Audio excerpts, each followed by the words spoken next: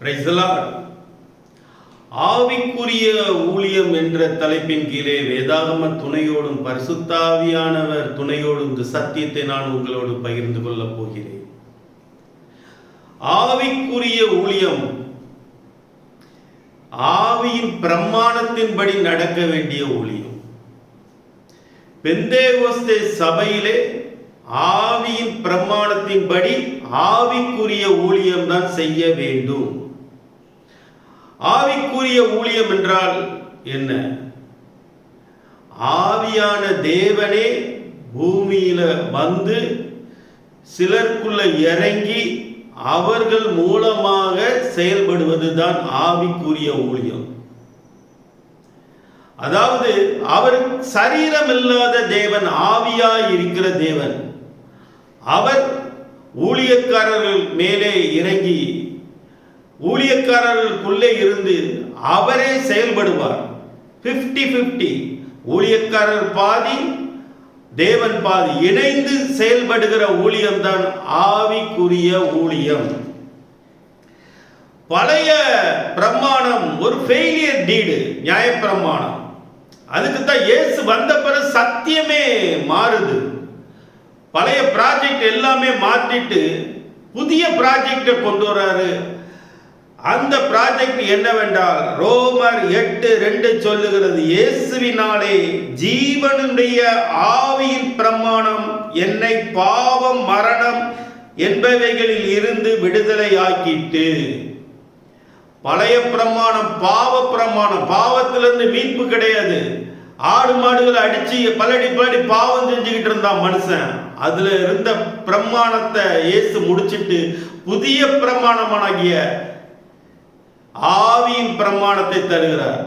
ஒரு மனுஷன் செஞ்ச தப்புனால அத்தனை பேரும் பாவிகளாக்கப்பட்டப்போ ஒரு மனுஷனாகிய இயேசு செய்த பிராயச்சித்தத்தினால அத்தனை பேருக்கு மீட்பு இருக்கிறது.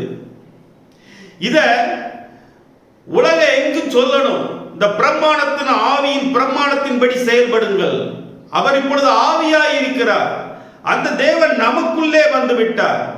ரோமர் 8:7 சொல்லுகிறது, மாம்சத்தின் படி நடவாமல் ஆவியின் படி நடக்கிறவர்களுக்கோ ஆக்கினை தீர்ப்பு இல்லை. பழைய பிரமாணத்தில் ஆக்கினை தீர்ப்பு உண்டு, புதிய பிரமாண ஆவியின் பிரமாணத்தில் ஆக்கினை தீர்ப்பு இல்லை. ஏன்னா அவரே செயல்படுறாரு. அவருடைய பிரமாணத்தில் ஆக்கினை தீர்ப்பு கிடையாது.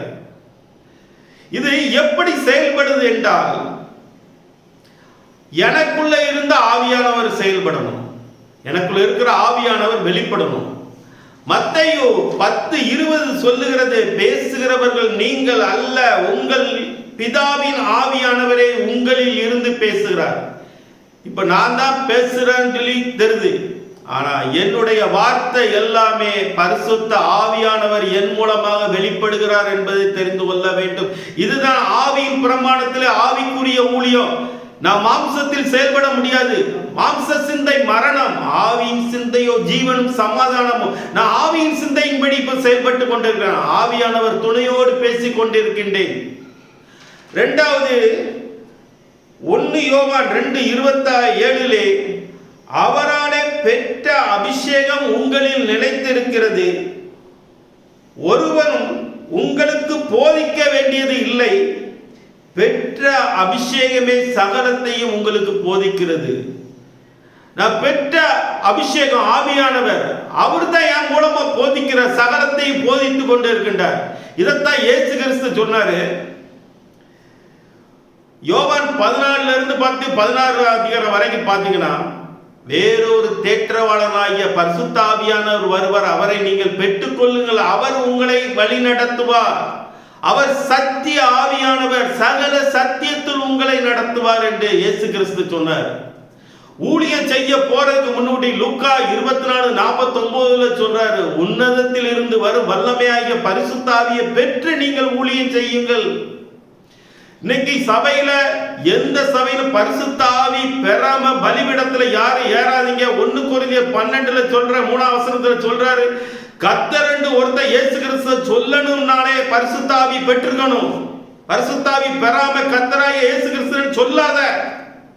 பரிசுத்த ஆவி பெற்றாதான் சொல்ற ரைட்ஸ் இருக்குன்னு சொல்லப்படுகிறது. அப்போஸ்தலர் 1:8 சொல்லுது, பரிசுத்த ஆவி வரும், நீங்க பலனடையணும், உலகமெங்கும் சகல சிருஷ்டிக்கு சுவிசேஷத்தை அறிவிக்கணும், இயேசுவுக்கு சாட்சியா வாழணும். பரிசுத்த ஆவி பெற்று பலனடைஞ்சுதான். பரிசுத்த ஆவி பெறாம யாரும் இந்த புதிய பிரமாணமாகிய ஆவிக்குரிய ஊழியத்தை செய்யாதீங்க. இயேசுவை ஏமாத்தாதீங்க, தேவனை ஏமாத்தாதீங்க. தேவன் உங்கள் மூலமாக செயல்பட்டு கொண்டிருக்கிறார், உங்களோடு இருந்து செயல்பட்டு கொண்டிருக்கின்றார். 1 கொரிந்தியர் 2:13 நாங்கள் மனுஷ ஞானம் போதிக்கிற வார்த்தைகளாலே பேசாமல் பரிசுத்த ஆவி போதிக்கிற வார்த்தைகளாலே பேசி ஆவிக்குரியவைகளை ஆவிக்குரியவைகளோடு சம்பந்தப்படுத்தி காட்டுகிறோம். என்னுடைய மனுஷனானத்துல நான் போதிக்கல, ஆவியானவர் எனக்குள்ள இருந்து ஆவிக்குரியவைகளை ஆவிக்குரியவைகளோடு சேர்ந்து சம்பந்தப்படுத்தி காட்டுகிறார். இந்த ஊழியம் இப்படித்தான். இந்த ஊழியம் மாம்சத்தின்படி இல்ல, ஆவிக்குரிய ஊழியம், ஆவிக்குரிய பிரமாணத்தில் நின்று செயல்படணுங்கிறது தான் பிதாவாகிய தேவன் எங்களோடு சேர்ந்து செய்கிற ஊழியம்.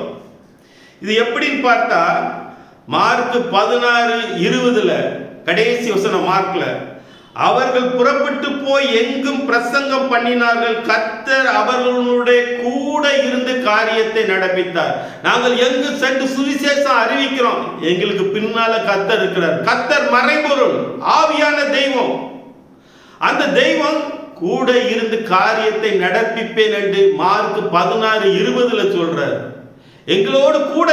இதுக்கு பவுல் சிறந்த உதாரணம். பவுலோட தேவன் கூட இருந்து நாளைக்கு என்ன நடக்க போகுது, என்ன பிரச்சனை வரப்போகுது, அங்க கட்டு இருக்கு, ஆபத்து இருக்கு, நீ போனா உன்னோட இருப்பேன், உன்னை கொண்டு சாட்சி கொடுப்பேன். ஆவியான தேவனோடு இணைந்து செய்கிற ஊழியம் தான் இந்த ஆவிக்குரிய ஊழியம்.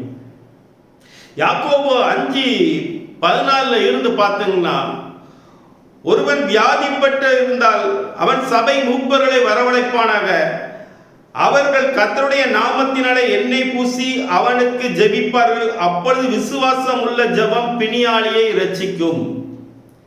அதுக்கு அடுத்த சொல்லு, கர்த்தர் அவனை எழுப்புவார். எந்தெந்த ஸ்பாட்ல நிக்கணுமோ என்ன செய்யணுமோ நாங்க செய்யணும். செயல்படுகிறது பரிசுத்த ஆவியான தேவன் எங்களுக்குள்ள இருந்து செயல்படணும். இதுதான் இந்த ரூட், கரெக்ட் ரூட். நாங்க மாம்சத்துல செயல்படக்கூடாது. எந்த ஸ்பாட்ல நிக்கணுமோ அந்த ஸ்பாட்ல நிக்கணும். என்ன பேசணுமோ பரிசுத்த ஆவியானவர் எங்களை கொண்டு பேசுவாரு. தீர்க்க தரிசனமே என்னன்னு பாத்தீங்கன்னா, 2 பேதுரு 1:21 தீர்க்க தரிசனமானது ஒரு காலத்திலும் மனுஷனுடைய சித்தத்தினாலே உண்டாகவில்லை, தேவனுடைய பரிசுத்த மனுஷர்கள் பரிசுத்த ஆவியினாலே ஏவப்பட்டு பேசினார்கள். பரிசுத்த ஆவி எங்கிட்ட இருந்து ஏவப்பட்டு தான் நாங்க பேசணும். தீர்க்க தரிசனம் மாம்சத்துல பேசக்கூடாது. மாம்சத்துல பேச குறி சொல்லுகிற ஆவி, கள்ள தீர்க்க தரிசனம். பரிசுத்த ஆவியானவர் எங்களை கொண்டு எங்க மூலமா வெளிப்படுறாரு, அதுதான் உண்மையான தீர்க்க தரிசனம். இன்னைக்கு அநேக தீர்க்க தரிசனங்கள் வெளியே வருது. அந்த ஆளு யாரு, கரெக்ட் ரூட்ல இருக்கிற அவர் ஆவியின்படி பரிசுத்த ஆவியின் துணைப்படி பேசுறாரா, இல்ல கள்ள தீர்க்க தரிசனம் போதிக்கிறாரு? எடுத்ததுக்கெல்லாம் தீர்க்க தரிசனம் பேசுறது கள்ள தீர்க்க தரிசனம். நல்லா தெரிஞ்சுக்கோங்க. எல்லா இதுக்கும் தரிசனம் வந்துகிட்டே இருக்கா, அது கள்ள தீர்க்க தரிசனம். அவர் கரெக்டா எந்த வார்த்தை எந்த இடத்துல கரெக்டா பேசுறாரு. தெய்வம் தான் நம்ம தெய்வம். 1 கொரிந்தியர் 12:11 இவைகள் எல்லாம் அந்த ஆவியானவர் நடப்பித்து வரங்களை கொடுத்து எங்களோட கூட இருந்து பகிர்ந்து கொடுத்து, பரிசுத்த ஆவியான தெய்வமே எங்களை கொண்டு நடப்பிக்கிறாராம். அவர் தான் எல்லாமே செய்யறாரு. மனுஷன் செய்யக்கூடாது. மனுஷன் செஞ்ச வரத்துல செஞ்சா அது கள்ள ஊழியம். தெய்வம் கூட இருக்கணும், தெய்வம் செய்யணும். வரத்தை கொடுத்து ஒருத்தனை குணமாக்கணும் சொன்னா அவன் போய் ஸ்பாட்ல நின்னா அந்த தெய்வம் செயல்பட்டு அவனை குணமாக்கணும். இத பேதுரு சொல்றாரு, இது எங்களால் உண்டானது அல்ல, இயேசு நாமத்தினால உண்டான சர்வாங்க சுகம். எல்லாம் தெய்வம் கூட இருந்து செயல்படுறதா இந்த ஊழியம். இன்னைக்கு சபையில இருந்து கொண்டு அநேக ஊழியர்கள் இந்த நியாய பிரமாணத்தை கொண்டு இதுல கொண்டு கலக்கிட்டு இருக்காங்க. இது மிகப்பெரிய தப்பு. இதைத்தான் இயேசு கிறிஸ்து சொல்றாரு லூக்கா 24:49, உன்னதத்திலிருந்து வரும் வல்லமையாய் பெற்று கொண்டுட்டு நீ செயல்படு. யார் ஊழியம் பார்க்க வர்றவங்க பரிசுத்த ஆவி பெற்று அபிஷேகம் பெற்றுட்டு ஊழியம் செய்யுங்க, சபையை தொடங்க, சபையில செயல்படுங்க. பரிசுத்த ஆவி பெறாம யாரும் நியாயப்பிரமாணத்துல இருந்து ஏதோ சம்பளத்தை வாங்கி போதனை செஞ்சு கள்ள ஊழியம் செய்யாதீங்க. தேவனுக்கு விரோதமா பாருங்க. ஆகையால் பரிசுத்தாவி நிறைவோடு ஊழியம் செய்வோம். இந்த வார்த்தை தான் கேட்கிறவங்களுக்கு ரட்சிப்புக்குள்ள உண்டாக்கும், அனைவருடைய காயங்களை கட்டும், அனைவருடைய வியாதி பிரச்சனை பாடுகளுக்கு உபத்திரவங்களுக்கு இந்த பரிசுத்தாவியான தேவன் நம்ம மூலம் செயல்பட போதுதான் விடுதலை உண்டாகும். ஆகையால் பரிசுத்தாவியான துணை கொண்டு ஆவிக்குரிய ஊழியம் செய்வோம். ஆமென். ஹல்லேலூயா.